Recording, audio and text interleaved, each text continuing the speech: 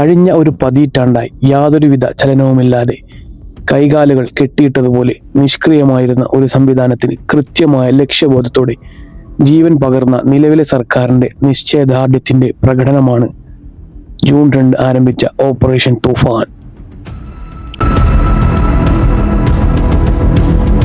മുൻ സർക്കാരിന്റെ കെടുകാര്യസ്ഥതയും ലഹരി മാഫിയോടുള്ള മൃദു സമീപനവും മൂലം നാട് നേരിട്ട വലിയൊരു പ്രതിസന്ധിക്കാണ് ഈ ഒറ്റ ദൗത്യത്തിലൂടെ പുതിയ സർക്കാർ അറുതി വരുത്തിയിരിക്കുന്നത്.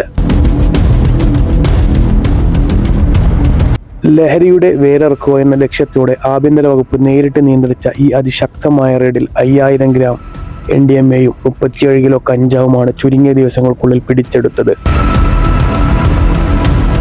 ഇതിനു പിന്നിൽ പ്രവർത്തിച്ച വൻ സ്രാവുകൾ ഉൾപ്പെടെ 137 കുറ്റവാളികളെ നിയമത്തിന് മുന്നിൽ കൊണ്ടുവരാൻ കഴിഞ്ഞത് ആഭ്യന്തര മന്ത്രാലയത്തിന്റെ മികച്ച ആസൂത്രണവും പോലീസിന്റെ വിട്ടുവീഴ്ചയില്ലാത്ത പ്രവർത്തനവും കൊണ്ടാണ്.